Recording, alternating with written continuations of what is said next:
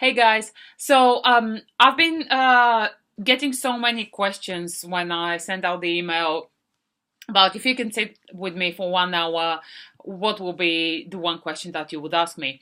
And because I've been getting so many, I have actually delayed a little bit in answering them. But today I thought I'm going to pick four, which I've received, and I'm going to answer them in the best ability that I can. One of the reasons why I've actually been delaying it is not only because there were so many of them that I didn't know which ones to pick and how to be able to fit everyone. So what I thought I might actually do is, do a few of these and if you enjoy them, if I get a good feedback that they're helping you, then I will be shooting some more. And one of the other thing was that I always, and as crazy as it might sound, I always want to look good when I film these videos, and the reason why is because I like putting my makeup on, I like doing my hair, and this hasn't happened in the past few days simply because I have had other things on my mind, and I didn't think that I would look presentable enough to answer the questions for you. But here I am today, makeup free, spots all over my face, and crazy hair. Yeah, that hasn't been washed in a couple of days. But I honestly thought this will be the best way for me to present myself to you, for you to get to know the real me better. And not that I've ever been hiding anything, but sometimes I do things, and probably you have experienced that too. You do things in your life when you perceive expectations from others, and you think that people will see you in a different way if you show yourself in a different way. And to be honest with you, it kind of gets tiring sometimes, and that doesn't go to say that I do this so I can present myself in a different way, but I just want to be able to help people by still looking and feeling the part that I should be feeling on the inside. So that's part of also being human. That's part of also not being able to do everything the way you expect yourself to do, and sometimes simply to, just throw everything away and just go with what feels right. And I've been really working on that part of, doing what feels right for, quite some times now. And this is something that I'm going to share with you today, and that will be in a lot of the questions that I received. So, the first question I'm going to answer is from Debbie, and the question is, how you got free from food. So this is such a wide topic that we can talk and talk and talk for forever. And one of the main reasons why I started with this conversation is with this question is because I know that for many of you, food is still a really big issue in your life. And here is what I found out in the latest journey of my own is it wasn't so much the food, and you're probably aware of that yourself, but it was my connection to what at some point felt really good and at some point felt really bad. So what I was connecting food was with how it was making me feel. It wasn't about how food was nourishing me. It was all about ultimately whether I wanted to punish myself for feeling so unworthy and for failing for somewhere in my life, or for rewarding myself for actually doing something really good, and hey, I should treat myself to something. How I got free from food? I actually started doing so much of inner work. It's been crazy, and I think especially probably the past year has been such a huge turnaround point for me, because there were a lot of things that happened in my business and a lot of things that happened to me financially as well that triggered a lot of things that kind of got me closer to how I was perceiving myself, how I was perceiving my relationship with food and everything else that was going on in my life. How I got free from food? Well, do you know what? I actually started working on everything else that was going wrong in my life. And I realized that a big part of it was, again, I was overwhelming myself. I was running in so many different directions. I was doing so many things in my business. And whilst I was super incredible that it was, something that I've always wanted to do for a very long period of time, I actually ended up resenting it at one point. It was taking up so much of my time. It was taking up a lot of time from away from my family, sleepless nights, cravings, overeating. That led me to the point where I've thought, okay, I don't binge now. I don't feel that negative emotion around food, but yet still I am reacting in a negative way towards myself when I have other issues that I haven't dealt with. So the other issues were I wasn't taking enough time for myself. I was striving and constantly pushing to achieve more. And I don't think that I ever actually got an idea of what that more meant. So once I really put the brakes on myself and once I really took a step back and started working again on what was really going on the inside, I just thought, wow, this is so powerful. And another thing that really helped me is I didn't do that on my own. I have an amazing mentor and a friend who's been helping me now for almost a year, who I wouldn't have been here if it wasn't for her. Her name is Tamay Gutuso. She's a super incredible person who I got the chance to meet through, our business mentor. So once she started working with me, and once we connected on a deep soul level, I realized that, wow, my goodness, everything that I've been doing till now just feels so wrong and just felt so disconnected from who I truly am and what I truly believe in. So if you have a destructive pattern, if you have an issue around whatever it is, whether it's food, whether it's overworking in 10 different directions, whether it's clutter in your life, whether it's a failed relationship with your body, with someone else, the part is where you know that you will constantly be struggling and where you have failed before many times.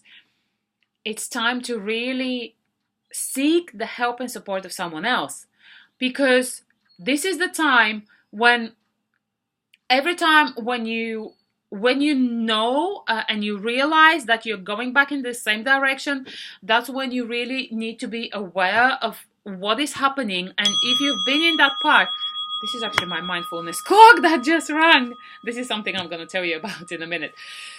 So I just simply do this. Stretch. Deep breathe in and out. I reconnect to myself. I reconnect to my inner voice, inner being, and take some time. I actually downloaded this app on my phone where I've said it that every 20 minutes the bell chimes and it reminds me to, just give us, stretch myself and take a yawn and just relax, ground myself and be more present.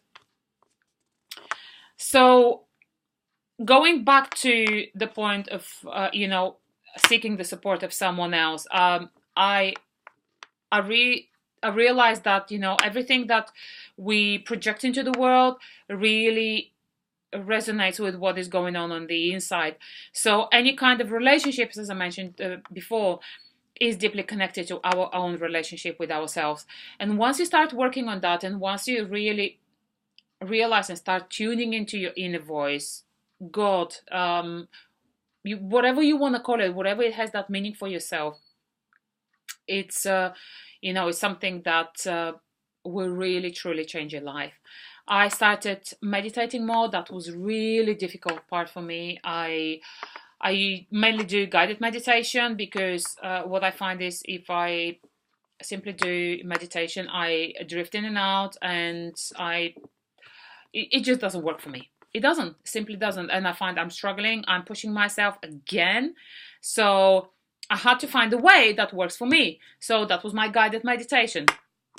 So I'm doing this. So I hope this answered your question, Debbie. It's all about really what inner work you do that projects with, what you do on the outside. The second question is from Markford, and I'm actually going to read it. So, how to keep having a positive attitude through everything when it feels like everything is going downhill in a bottomless hole. Markford, I can't even tell you how much I resonate with your question, because as much as I had felt that I achieved last year, there was also such a big part of me where I realized I'm failing yet again. I'm nowhere near where I want to be. I'm not succeeding in the things that I expected to succeed in. And things are not working out as I expect them. So I remember, just to give you a rough idea, maybe this will help. Like, I got attacked in May last year, and behind my flat. And I don't know if you guys are aware of the story, but it was a very horrible experience for me at the time. I was attacked by 4 guys, and I remember I went into such a deep shithole after that. I couldn't sleep. I couldn't walk on the streets. I was imagining I was seeing the guys everywhere, and I started changing directions of where I was going. I was constantly looking over my shoulder. It was just crazy. And it was really bizarre, because that particular night, I was supposed to have a conversation with my mentor, Tamay. And something happened and we couldn't talk. And we rescheduled our conversation for the day after. So then my attack happened, and then we had a conversation after, and it was just so out of this world when I was explaining everything, and then I'm going through the emotions of, reliving the whole situation again. When Tamay said to me, when she asked me, do you think that on some conscious or subconscious level you've co-created that experience for yourself? And my first initial reaction was like, wow, what are you talking about? How can I even create that situation? But then the more we got into the conversation, and the more I started thinking after having that conversation with her, I was like, how did I end up in a situation which was so terrible for me, and yet I do believe that I've actually planned? And here's what I mean by that.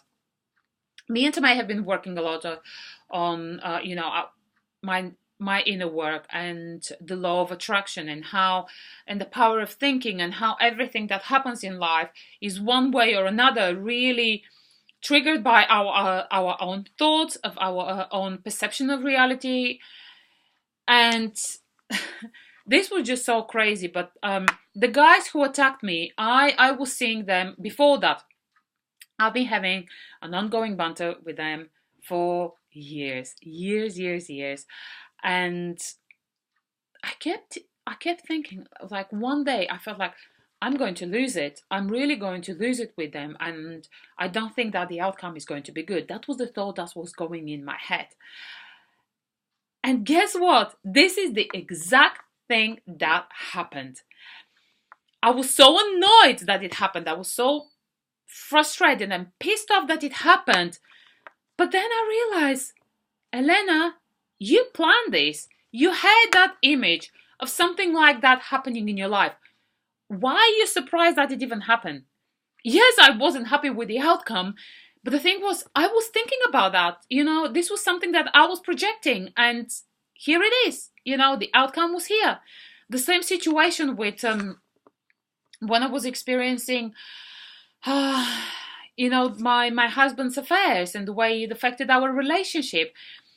I couldn't, from the moment I met my husband, I couldn't stop thinking that he was going to cheat on me. I couldn't stop thinking that something like that will happen in my life, that I don't deserve this person, that I don't deserve to have that kind of loving relationship with someone. Guess what? This is exactly what happened. So being aware of what you're thinking on the inside, and I know sometimes it's a really hard concept to grasp, and I understand that there will be, for some of you, that might be a huge inner resistance coming up, saying, how can you tell me that what happens to me, I've planned it and I expected that to happen? The thing was, you probably did. If you go back in time, I guarantee you that whatever happens to you right now, at one point or another, you've actually imagined that happening to you. So really, I know it's not an easy thing to do, and trust me, it's something that I've been working on myself and I'm still working on. But really, trying to catch yourself every time when a negative emotion, thought comes into your mind, is to really reframe that kind of thinking in your mind and to change that. And it's not easy, but it's doable. It's doable, and the one thing that you would realize is how much that will really change your life. And to give you, I know this is a very silly example, but it's pretty much the same thing. I had a £20 note and I put it in the back of my jeans. The minute I did that, I just thought, man, I'm gonna lose this. Why am I putting it in my back pocket? But I was rushing and I just thought, I'll leave it. Then the day after that money stayed in my pocket. The day after that, I went to a shop and someone tapped me on the shoulder and I was like, you've got money showing up from your pocket. I was like, oh my goodness, thanks. Thank you for telling me. Instead of taking the money out and putting it somewhere else, I shoved it back down in my pocket. Guess what? This was the second time it's happening. And again, I'm thinking, I'm going to lose this money. And guess what happened a couple of days ago? I went to pay in a shop, knowing for a fact that I had £20 in my pocket. I put my hand in the pocket. Ta-da! Surprise, money wasn't there.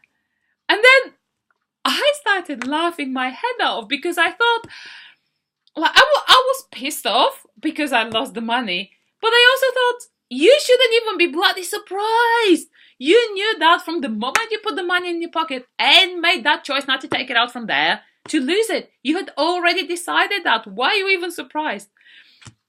So, from here, I had two options: to either be really angry with myself and the fact that I've lost the money, that I knew I was going to lose the money and I still did it, or I could just simply laugh at my stupidness, if that's the word. Stupidity, sorry. I'm Bulgarian, please excuse me. Or I can just laugh off and have more confidence in the law and the power of law of attraction, and just hope that the money that I've lost will do, obviously I wasn't caring that much about it, so hopefully someone who finds them will take a much better care of them and much better use of them. So here is how to keep a positive attitude, and I hope that answered your question, Mark, for it. But honestly, the more inner work you do, the more you would start noticing how everything around you change. So my idea will be, find a mentor that will really support you in doing your inner work. Find time to meditate and center and be with yourself, whether that's whatever meditation works for you or whatever type of grounding works for you, just simply to reconnect with your inner self.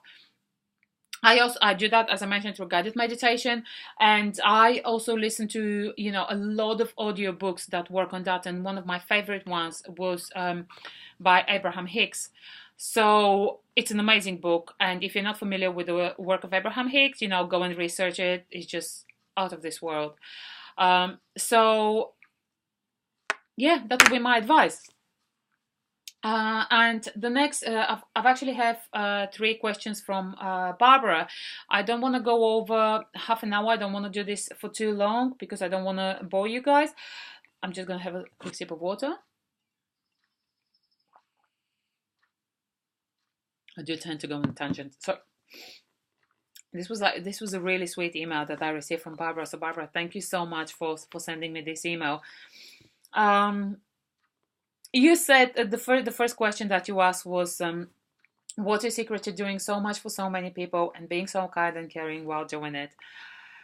And Barbara, when I received that, it was, you brought tears to my eyes. When I read your email, it was, wow, it was just so amazing to know that what I'm doing is helping other people, and to know that someone else has, such a lovely opinion of myself, such a lovely opinion of me. It's really fulfilling, and it makes my job and mission so much easier and so much more pleasant to do. Um, I don't think I do that much. I'm so ever flattered that I'm supporting you and that I'm helping you. I what I try to do is I've always thought, I kept asking myself, why did I have to go through what I did in my life? And the question that I kept hearing back in my head was not from a point of where I felt horrible about, like, why did this happen to me? And I've done that. This was more, the accusation kind of part, where I'm blaming everything and everyone else for what was happening. But this time it was more of a general, trying to find a general understanding, trying to find more general, positive reason behind that negative experience. And here is the answer that I found for myself. I went through all this so I can support other people in their own inner journey. So I went through all this and I managed to overcome it. So one day I could be standing here and talking to you guys, and helping you and supporting you to either not go through the same things, or to find the reason why you are going through whatever you're going through right now, and to help you understand why what you're going through is not a horrible experience. Nevertheless, it might not feel good, but it's an experience that is here to show you something, to teach you something, and to give you that kind of push, even if you want, or motivation to change your life, and to do it in a way where it's more meaningful to you, and where it's maybe more meaningful to others. And it doesn't necessarily have to be that you have to do something for others, but just by being you, by taking care of yourself, and by doing incredible things for yourself, you will be supporting others. Trust me, this is the only way, or for me to explain that. The second question was, what do you think is the most important priority in your life? And this question has been going in my mind for so long, and it's actually crazy, but I don't have the answer to that. I really don't. I think that there's so many things that are so valuable to me that I prioritize, and I tend to prioritize. But most of all, what I found recently was to really start listening to my inner being, and to connect with my with God, with the universe, a lot more, to find out what I need to do in terms of what feels good for me to do. So my questions for today was to sometimes I call it my inner business coach, and that's okay. So what do I need to do in my business today to really influence people more? And do you know what the crazy thing was? I heard this thing about, to shoot the video today. I felt really inspired. And the other thing was declutter. As crazy as it sounds, it had nothing to do with my business, or with you guys, or with me supporting you. But what I thought was, I actually have so many things that are cluttering my business space. And yes, I sometimes I tend to think that I'm super creative, and that's why I have things lying around. But that's my mind, playing a little bit of games to me, where saying, yeah, you're finding an excuse for yourself. Well, technically, this is just a fucking mess. And that's it. And that what I found was this was overwhelming me. So for today, my priority will be, I actually want to get rid of all this mess, and I want to declutter. I've made a huge change in my kitchen, where part of it was where I used to work. Now I'm going to, I've actually removed my desk. My husband put a great worktop where I'm going to be more creative, because I actually love spending time in the kitchen. I love cooking, and this is one of the places where I tend to spend the most of my time. So I thought, I need to make that pleasurable experience for myself. What do I need? I need more room. How am I going to get more room? I'm going to get rid of stuff that I don't actually need. So my priority for today is to do that. And guess what? Once you find what the priority for today is, and once you find what makes you feel damn good, you're going to be transferring that kind of positive and feel good energy to everyone around you, and you are going to end up influencing so many other people, and you're going to end up feeling good about this. That is not going to come from a place where you feel that you have to do it because that's the expectation of you, but you're going to do it because it feels good. So prioritize what feels good to you. Prioritize what resonates with you on a deep level. And sometimes it probably won't be the most obvious thing that you expect, because guess what? The thing that you expect and that you are planning to do is probably the one thing that is really stopping you from feeling good. And that's the main thing. And the third question was how to reverse destructive beliefs and behaviors. And again, that's a very loaded question in terms of this, is something that we can talk about so long. But how to do that is, one of the main things is being aware of them. Not trying to catch your thoughts or to follow your thoughts, because that's just crazy. All you're going to end up doing is like thinking about what you're thinking. So guess what? It's a vicious cycle. But being aware of when those destructive thoughts and beliefs and behaviors start showing up, and realizing that you within yourself have that power and control to change that, is the next step forward. Because ultimately it all boils down to this. It's about you and your strength and your beliefs and what you can do to change that. And here is where I'm going to, mention the same thing again, is really investing the time and finances, even if you wish, to really find a mentor who can really help you with that. Straight. Yawn. Reconnect.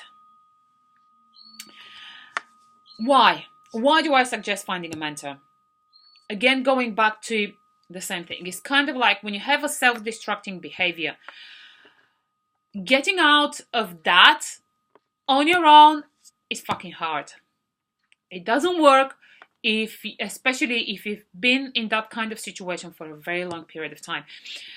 Whether it's, you going to a coach, going to a therapist, going to your GP, confiding in a friend. Although I don't always recommend that, because friends will tend to do what they think that we want to hear, not necessarily what is best for us. And quite often that might actually, really create that kind of a negative relationship with your friend. But ultimately, honestly, when you're being aware of that kind of behavior, take a step back, reevaluate your behavior, think about how often that behavior happens, and if it's something that has been ruining your life up till now, what can you do to change it? Whose support do you need to change that? And what are the next action steps that you are going to take? Plan this out.